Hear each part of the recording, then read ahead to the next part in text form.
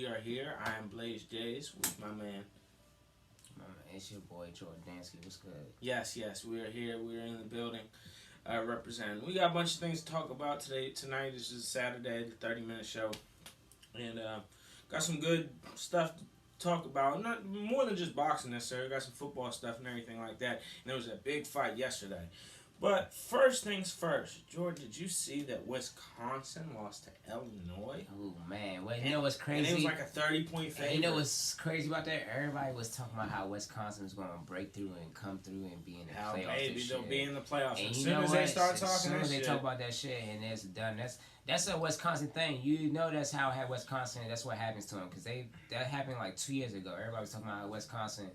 Maybe 3 years ago, everybody was talking about how Wisconsin was going to be a tight ass program. You know, they was ranked in the top 20. They was ranked in the top 10, top 5, top 10 for real. Let's say top 10. They was ranked in the top 6, matter of fact, that was 3 years ago. And everybody said they was going to be good. But that's what happens to them. They always choke, man. Like, they got that choke. Like, that shit is crazy, bruh. They lost to fucking Illinois, dog. Like, nah, man. Yeah, it is pretty wild. Illinois was able to pull that joint off and win, man. I was pretty shocked myself. So, I know Jordan messed with him, man. I done slept on him. He done proved me wrong this year. But did you see Jalen Hurts? I don't even know who they played. I just saw the stat line. He had more touchdowns than he had incompletions. He had like 5 total touchdowns today. You know that boy threw for three of them, and then he only had like one. I know that boy Jalen Hurts is a dog, boy. That's my man. Man's a dog, son. Jalen Hurts is a dog, cause like everybody talking about how in the NFL he should be switched to a running back. That's what I said. Let's say I'm trying to tell y'all. A year ago, I was saying that. I said and I told everybody straight up how he gonna be good at Oklahoma, and everybody was talking about nah, he ain't gonna be good at Oklahoma. Look at him now, doing his thug thistle, like bruh. Wait until at the end of the year, and when they talking about Heisman candidates, that man better be in the top 5. Like he better be in the top 3, top 2. Matter of fact, Jalen Hurts is doing his thing, man. And I think Jalen Hurts is gonna be a good ass quarterback in NFL. He needs a great system. One thing I can say this: if it ain't Jalen Hurts doing good, then let's just say Lincoln Riley is a good ass coach. He's a fucking genius. Who knows how to turn guys into great quarterbacks. The old ball coach of it was Baker Mayfield, motherfucking Kyler Murray, and now Jalen Hurts. That's going to be 3 years. 3 years in a row if he can get 3 Oklahoma Sooner quarterbacks as Heisman Trophy winners 3 years in a row. Shit is unprecedented. I think that is. I think that's saying something right there, man. Like, bruh, he knows how to make quarterbacks, and Kyler Murray is doing fucking good in the NFL. I think he's doing really good. He had a great outing versus Atlanta last week. It wasn't that bad. He's doing a good job as a quarterback. He is fast as a motherfucker. For real, and Jalen Hurts is fast as a motherfucker. I watch some highlights. Hey, man, you know, hey, you were talking about fast quarterbacks out. I do fuck with Lamar Jackson, man. Like, Lamar Jackson can ball. Oh, Lamar Jackson. That's my fucking, yeah, he's a fucking beast. Lamar Jackson's a dog. You know what I'm saying? But I slept on Jalen Hurts, no doubt about it. I was one of the critics. I said they should switch him to running back. Like, I was the one who's saying I don't think he's going to do all that at Oklahoma. I don't think he's going to be Mayfield or Kyler Murray. Hey, and Jalen Hurts is cooking. So, hey, a man can admit when he's wrong. A man can admit when he makes mistakes. Shout out to Jalen, bro. Yeah, they just beat West Virginia today. They put 52 points on the board. Jalen only scored 2 touchdowns rushing. He ain't throw no touchdowns. He did. He threw 3 of them. He threw 3? Yeah, I looked on the stats. He said he didn't throw. He had 5 total touchdowns and he ran for 2. 5 total fucking touchdowns, bro. And that's crazy because when I looked at the stats, he didn't have no touchdowns. When I look at the stats and when it came to passing. That man is a dog, son. Like, that's good, bro. Yeah, he wouldn't have been doing it at Oklahoma. He would not have been doing it at Alabama. He wouldn't be doing that at Alabama. Hey, maybe, you know what I'm saying, the Oklahoma system is more I think Lincoln Riley is a quarterback genius. That's why I think it is. Quarterback whisperer. I think he is. Like, I'm serious. Like, Lincoln Riley is he's a great coach. I think Lincoln Riley knows what he's doing. I think that he's taking these guys and he's developing them. You're not going to be a running back. No, you're a quarterback. I'm going to teach you how to be a quarterback, and that's what's happening. Jalen Hurts is a fucking quarterback this year. Like, that shit's crazy. Nobody would have thought that.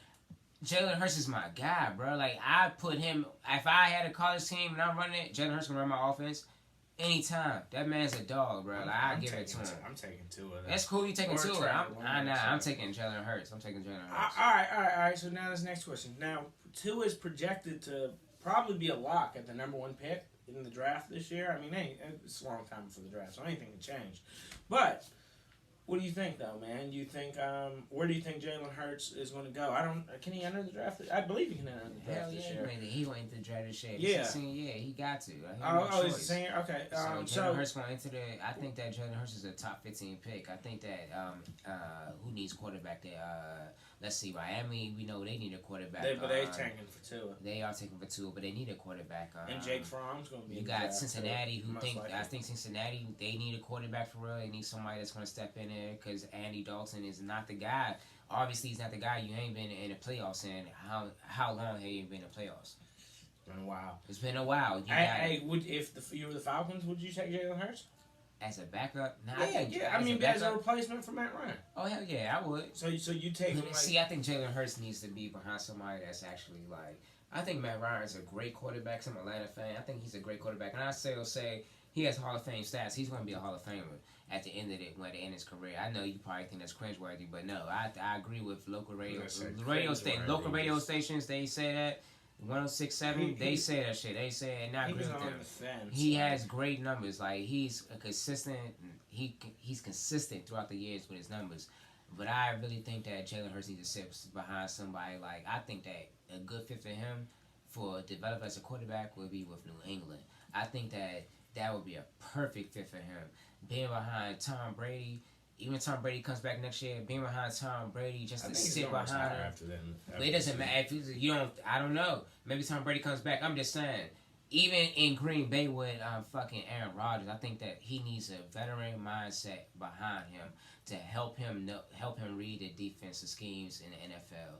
I think Jalen Hurts that's the next level for him. I think that the next level for him, trying to get to the next level, is reading defensive schemes. I watched him in college. He's a great quarterback, but I think when it comes to reading defenses, he needs to get a little bit better at that. And I think that being behind a quarterback like Aaron Rodgers or Tom Brady, maybe even a Phillip Rivers, I think that would be a great asset for him because that's him learning from great quarterbacks. I know a lot of people talk down on Phillip Rivers, but Phillip Rivers is a great quarterback in my opinion. He is a Iron Man. He goes out there. He plays no matter what. He plays no matter. Him being on the field is a difference maker. I think that Jalen Hurts needs to be behind somebody like a Phillip Rivers, Aaron Rodgers, and a Tom Brady for him to develop. Without them, I think that he still will develop in the NFL, but with being behind one of them, I think that he will develop even more. That's what I think. And just kind of switching gears a little bit, isn't it a shame that Phillip Rivers doesn't have a Super Bowl? That is crazy. It's a shame. And never even had an appearance. Because he Drew Brees only has one ring. I mean, Tom Brady be taking all they motherfucking rings. He has a good team surrounding around him. He has Keenan Allen. He had Melvin Gordon. You know, you got Austin Eckler as your backup if something happens to Melvin Gordon. He has a good team. He had a good team around. Manti Te'o was a linebacker at a point in time. I don't think he plays with him anymore though. I don't think he was at a point in time. He was at the Saints. I know, but at a point in time, Manti Te'o was a young guy. You had got Bosa on the end. Like I don't understand I don't understand why you can't connect. LT back in the day. Yeah, for real. I don't understand like for real. I don't understand like why they can't get in the playoffs. The Achilles heel is. I think it is the Patriots for real. Yeah, I don't think they've ever beaten them in the playoffs. Because they like I just don't get it. The Chargers they can do it, but I think it's the Patriots the Achilles heel. But man, like I'm saying, bro. Back to what I was saying though. Jalen Hurts, just watch out for him.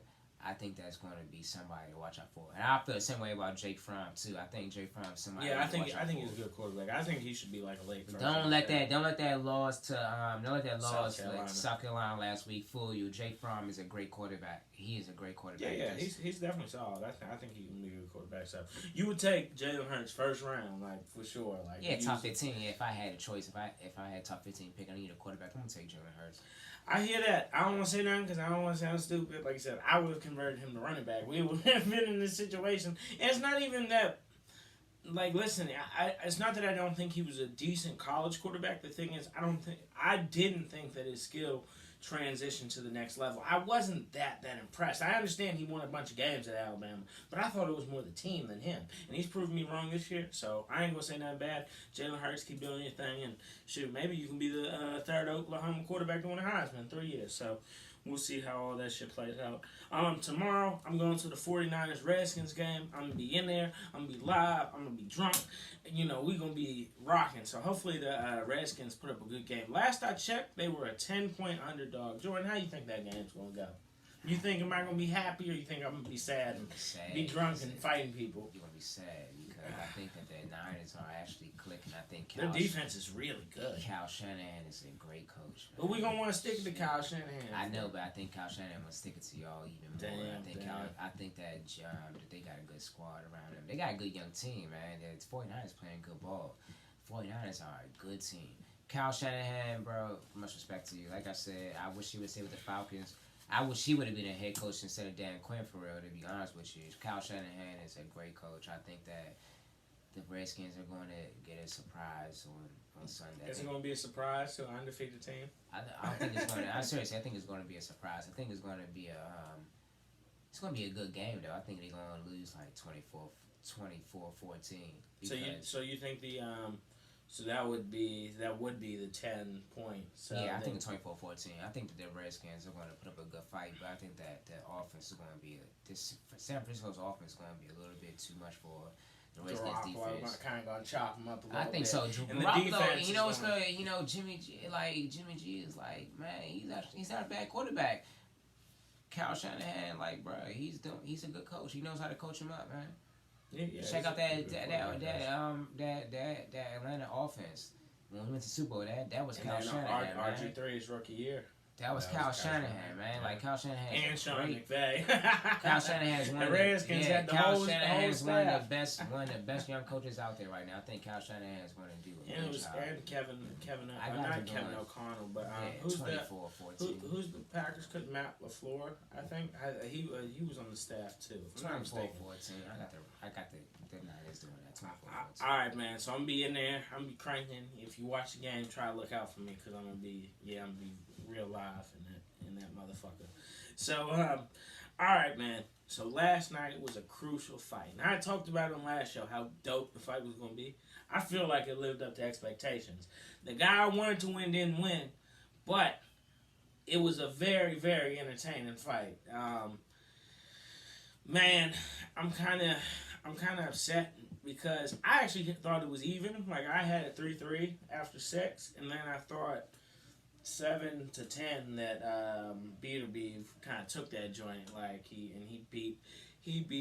I can't pronounce his name. Gavodki, I think. Gavok. Alexander G. That's what I'm gonna call him. Alexander G. Hey, Beaterbeef beat Alexander's ass. Like he fucking like in the 10th. Like it was nothing he could do. Like it was like there's nowhere to hide, nowhere to go. And the thing is Alexander from Ukraine. He was the bigger guy. You know what I'm saying? He was 6'2". He's 6'2", has 75-inch reach, whereas Beaterbeef is 6 foot with a 73-inch reach.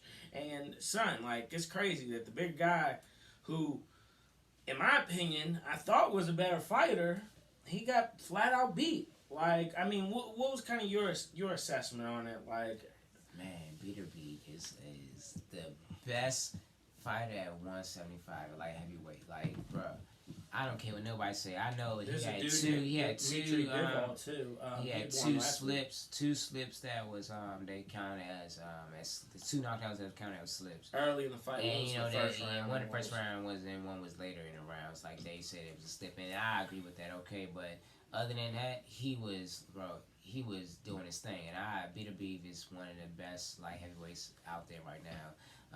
Golovkin, I much respect to him. He was the one who put Adonis Stevens in retirement, and he's a great champion. He's a great fighter, but I don't think that he was. I don't think he could match up with Beaterbeef. I think Beaterbeef was the better fighter at that. The fighter last night. I think Beaterbeef was the better. Just a fighter all around, is skillful, the more... he had a better game plan, he did, like. And his power, I think his power was just a little bit more than Golovkin could. It's a little bit more than Golovkin could handle. Maybe more than he was expecting. Like God, I think it was more than he could handle. I think he was expecting the power, but it was a little bit more than he could handle. Like Bitter Beef had some crucial ass power, and it was power coming from like the straights and the straights. It was coming from a straight, and that was the problem for me. It's like, man, you can't take a straight. You can't take no hook or no haymaker, because if he's hitting you with a straight and he's knocking you down, and that's not good, man. If he's hurting you, that's not good. And Bitter Beef is a great fighter. I think it's going to be something like, because they say they say that the Kovalev Canelo fight, if Canelo was to beat Kovalev, he would have to fight Bitter Beef next. Or somebody like that. I know they said that Bob Earn came in the ring. Dimitri Bivol is in the mix too. Yeah, Bob Earn came in the ring and said. And told Bitter Beef he wants to fight him to do in China. Yeah, and he wants to fight the Chinese guy. Dude's like 6'2". I'm like, damn, son. So that's crazy. That's his next mandatory. But you know, if Canelo steps up and if Canelo wins, I don't think that Canelo wins the fight. But I think that if it happens, Bitter Beef is too much for Canelo. I think that's something that. I think that's Canelo should think about that. Two things though. For one, you don't think that Canelo will beat Kovalev? That's going to be something. That's going to be a hard fight. Kovalev is a little bit. I know Kovalev is the older fighter, but Kovalev is a little bit more. I think he looks a little rusty. Like it's almost like he hasn't been the same since he lost to Andre Ward. I think people are trying to count him out because of that. I think people are trying to cut him out because I think that he's hungry. He has everything to gain, nothing to lose. We watched his last straight versus Yard though. We watched his last straight versus Yard. He was getting pieced up in the 8th round though. Like thankfully he won because it was like Yard got tired. But in the 8th round, Yard turned on another gear. Canelo has everything to lose, nothing to gain. Canelo has everything to lose. Canelo's a really good fighter though. I know he is, but he has everything to lose, and he's stepping up. I understand that, but he's stepping up with it. Even though he's younger, skill can take over. Skill can take over age, and that's what I think. I don't think Canelo. I think Canelo would lose to Andrade, but I think he could beat Kovalev. That's the reason he's ducking Demetrius and Andrade. That's the reason he's ducking him, because he fights Kovalev because he thinks he can beat Kovalev. I don't know. Kovalev's an older fighter who just fought not that long. He just fought like a couple of weeks, like in August, right? Am I not mistaken? I'm just gonna say I'm just not. Or maybe it was September, whenever that shit was. I'm not too convinced. I think that it's going to be I don't know. I just think that Canelo might be going in head first and not thinking this through. I think that Kovalev might surprise him, and so say what happens if Kovalev. I think right now, to me, it's 50-50. Like he can win, he can win. That's how I feel. Like, and that's what I'm saying. 60-40. I don't got 60-40 at all. Like Canelo's moving up in weight. Number one, Canelo, even though he's great and he is a good fighter, not taking nothing away from him, he's moving up in weight.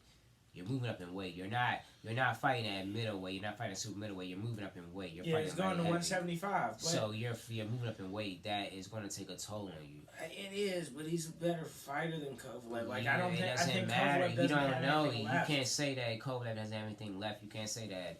You just can't say that. He's moving up in weight. Kovalev's been at 175 his whole entire career. Been like the champ. And Kovalev is not a slouch. So this is a serious thing. He's not a slouch. He's not. So you can't discredit him. Okay. So we'll see what happens. It should be an interesting fight. I think it's November 2nd. I could be wrong, but yeah, I actually think it is November 2nd, or it's right around there, sometime in early November. The other thing I was going to say, the other guy in the mix at 175 is the other Russian dude, Dmitry Bivol. I hope I said his name correct. And he said that he wants to fight the winner of Kovalev and Canelo. And he won last week. I think he was on the undercard of the Usyk fight versus Chaz Witherspoon. And so theoretically, Bitter Beef will go fight the guy in China, and then Bivol will fight either Canelo. You think Kovalev probably? Then I don't know, son. I think Kovalev's going to retire though. Like if Kovalev wins, it's not either way. I think he retires. Like I think he's doing this to get one last payday before he calls it a career. If he retires, he retires, but I don't think that's going to be. So then Bivol will fight Canelo. It's Bivol, what's his name? I don't know how to pronounce his name, but he's a really good fighter though. I've seen some of his highlights. It's not going to be highlights. an easy fight for Canelo. It's easy. I don't think people are counting out Kovalev, and that's not good. You're counting out something. That's not good. Even though he's old, I wouldn't count out Canelo. I wouldn't count out Kovalev. It's just not. He just hasn't looked that good his last couple It's not fights. that good. Man. You shouldn't count him out. Like, that's not good. Don't count him out. Just like I'm just saying, like, don't count him out. Because what happens if he knocks? What happens if he wins? I'm not gonna say he knocks him out. I'm saying what happens if he wins? Now it's going to be a riffle in the middleweight division, and you got something going on. What happens if Kovalev wins? Kovalev, because it's 4 light heavyweight titles. So and Kovalev is the champion. Yeah. So now you got Kovalev as a champion. You're disrespecting Kovalev as a champion. That's nothing I have a problem with. People disrespecting Kovalev as a champion. You're disrespecting him. That's messed up. Like, don't disrespect him. That good. It doesn't matter. I don't think he could beat either. You know who didn't look good versus you guys? Fucking Sean Porter, but Sean Porter put on an excellent versus and I was shocked that he put on such a good performance. Don't count out Kovalev. Okay, we'll see. We'll see what happens. Kovalev ain't moving down. Kovalev is moving down. I'll agree with you 100%. I'll be like, no, then I think that Canelo wins his fight 100% no matter what, but he's not moving down. Yeah, Canelo's coming up. Canelo's moving up. Mm-hmm. So it's going to be something different. I'm taking this as like Mikey Garcia moving up to Earl Spence. It's not the same. It is the same thing. Well, it is kind of similar though because they're running from somebody. Canelo's running from Andrade. It's the exact same thing. Yeah, it is similar though. And you're running from somebody that you could afford. I think that this is a recipe for disaster for Canelo. Canelo has everything to gain and everything to lose. He has everything to gain and everything to lose. If he wins, he's a light heavyweight. He's a champion light heavyweight division. And that would be. And if he loses, notch to his belt. And if he loses, that's another notch on his. If he loses, that's another loss on his record. Oh my God! If he loses to Kovalev, because it would just be so. That's why Kovalev has everything to gain, nothing to lose. Kovalev has everything to gain, nothing to lose. I'm old. I've been a champion for a long time. If I lose, I lose. If I win, I win. Hey, you win, you go out on top. Yep. If I win, I go on top. If I lose, I lose. Kovalev has everything. Has everything to gain, nothing to lose. And Canelo has everything to gain. Has nothing to gain, and everything to lose. And that's the problem. So that's what I'm saying. That's the problem. Yeah, man, it will be. That was the Mikey Garcia Earl Spence situation all over again, because that was the problem, Mikey Garcia and Earl Spence. Because Mike Garcia was running from Loma, and he had nothing to gain. And Earl Spence beat his ass, so it could be. And I'm not saying it's gonna be a knockout, but Kovalev can go out there and outbox him and be like, "Fuck it, you think that you'll knock me? I'm gonna outbox you." That's what I'm gonna do. I got the power, I got the reach, and I've been in this division my whole entire life. I'm going to do this. Mm-hmm. That's what I'm going to do. Yeah, he is the bigger guy. Don't count 6 foot.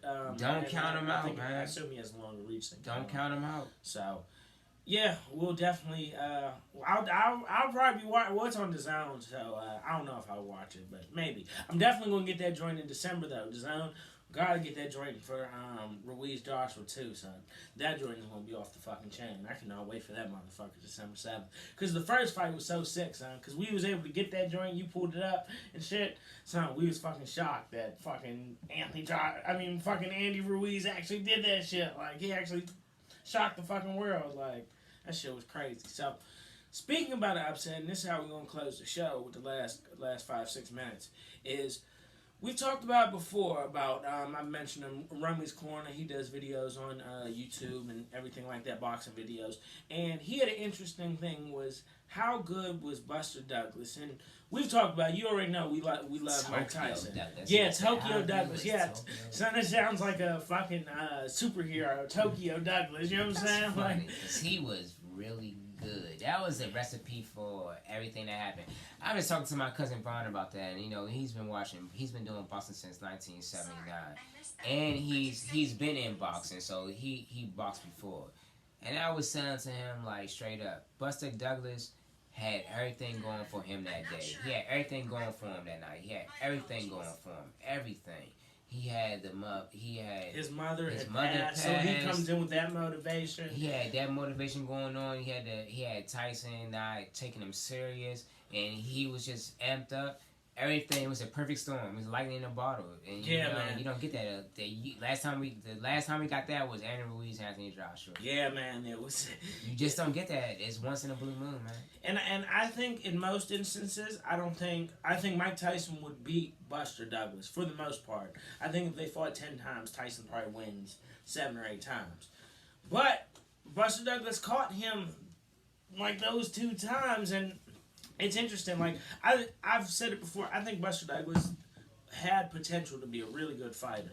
I think on his best night, Buster Douglas was really good. Like if he was motivated, if he was fit, if he was on his game, Buster Douglas was a good fighter. And I'm looking at his record right here. He lost to this dude named David Bay. David Bay wasn't really good. He lost him early on in his career. He had a draw with this dude named Stefan Tangsgate. I can't pronounce his name. Another loss to Mike White. So he had a couple losses, and he lost to Jesse Ferguson. But this was the one fight in '87. He fought Tony Tucker. He was winning most of the way through the fight in '87 with Tony Tucker, and it was like he got hit with a couple shots in the 10th, and Mills Lane called the fight. Like it was over. And so Buster Douglas had developed a reputation as being a quitter. He had developed that reputation. And you know what's interesting though? He fired his dad in '88. And he said that his cardio wasn't that good. Yeah, his stamina probably wasn't the best, you know what I'm saying? But it was amazing how he was able to get up versus after being knocked down by Tyson and was able to get up and still came back and won that joint. Like, that shit was fucking amazing. But, so in '87, so pre-'88, he had already lost 4 times and had a draw. You know what I'm saying? So he fired his pops. Boom, got his shit together. Beat Trevor Burbick in '89. Beat Oliver McCall in '89. Oliver McCall was the dude who knocked out Lennox Lewis. And so then he fought Tyson in February of '90 and pulled it off. I mean, Buster Douglas, it seemed from like '88 to '89, had got his shit together a little bit. Like, and with his reach and his size, and if he was motivated, I'm telling you, I think I rate Buster Douglas highly because I think on his best night, I think he would beat a lot of guys. Like, it's just what Buster Douglas is going to come into the ring, though. You know, that was the biggest thing. Buster Douglas, who's eating cheeseburgers and McDonald's and not taking the shit serious and bloated. All that Buster Douglas had was that was lightning in a bottle. If he would have took that attitude and carried it on, he would have probably been a champion for a long time. But you know, that was the perfect storm, man. He wasn't serious, and that's it's reports and accounts and recounts of people saying that he wasn't good at training. He was just a slouch, and that's the problem. You're a slouch, you're not gonna be able to do nothing. That's why also Evander Holyfield. Yeah, that's the problem. He made a little comeback, but he was basically. But you're a slouch, and that's the problem, man. Like, you gotta be dedicated to what you're doing. It's your craft. You gotta be dedicated to it. Buster Douglas, that was lightning in a bottle. That was a once in a lifetime thing that happened. You caught Tyson on a bad night, and everything worked in the favor for Buster Douglas, but you know he couldn't carry that on, so that's what happened. Yeah, man, it was pretty epic, man. The way he was able to really epic to get that dub, man. And the last thing I want to say is, what do you think? Even though we know betting wise that Douglas Tyson was a bigger upset, some people have argued that 42-1. Yeah, 42-1, some ridiculous shit like that. You know, most books don't usually take more than 25-1, so it was very few books that could actually get were actually giving out odds on the joint, but what do you think was a bigger upset? Not from a betting standpoint, but just some people argue that Ruiz beating Joshua was bigger than Tyson. No. You don't think so? Fuck no. It was Tyson losing to Buster Douglas was bigger. Bigger. I agree. Not Ruiz beating Joshua. You gotta understand, Tyson was a unified heavyweight champion in the world. That's the much best bigger. pound for pound fighter in the world. The best fighter in the world. And, that was much bigger. This quitter who was 4 losses, Buster Douglas coming in. That was much better than anything else. The one thing that I thought was an interesting point that someone made, and I actually agree with you, I definitely think Tyson Douglas was a bigger upset. The one thing though, they said if you took 100 non-boxing fans and saw a picture of Tyson Douglas standing next to each other, it'd probably be 50-50 because you know Buster Douglas was bigger than Tyson. If you saw Andy Ruiz standing next to Anthony Joshua and took 100 non-boxing fans and asked them to pick, they'd probably pick Joshua. You know what I'm saying? Just based on his stature and everything like that. How Ruiz is kind of fat and stuff. I just thought that was an interesting point though. Like, even though I do think the fight, even though I do think Tyson Douglas was a bigger upset, I thought that was interesting that someone had said on YouTube. But anyway, that was the show. Like I said, I'm Blaze Jays. This is J&J Boxing, and yeah, we out. You got anything you want to close the show? That's it, man. I hope y'all, we got some fights coming up next month, coming up in the near future, December 7th. Andy Ruiz and Joshua. And November 23rd, Wilder's fighting Luis Ortiz, yes, and then Luis Ortiz, yeah. we got it's a I believe is either a super lightweight or a welterweight bout coming up here in the local area, National Harbor, MGM. We got somebody fighting out of here. I forgot the guy's name, but it's a good fight. They say that this guy is actually a potential champion in the future. So be on the lookout for that. And man, anything else that y'all got going, make sure y'all like, share, subscribe, and please, man, just keep. Let's help grow the channel. Yeah, let's keep this thing going. Oh, and what's his name? Terrence Crawford's supposed to fight December 14th. And and keep a lookout for that Terrence Crawford, and keep a lookout for Terrence Crawford's news. Errol Spence and Terrence Crawford been calling each other out lately. Been talking real reckless. Gary Russell Jr.'s been talking real reckless with Javante Davis lately. The little Baltimore DC thing going on, hey man, I love Gary Russell. I love that shit. I love to talk, and I love. Gary Russell would have to move up in weight though. And he would, but I think that he would be a good challenge for Javante. So let's just keep a lookout for that. And like I said, don't forget to like, share, subscribe, and hit that bell at the top. Keep you notified when we drop it, man. Thank you very much. That's Blaze Jays, and it's your boy Jordansky. We out, man. Yeah.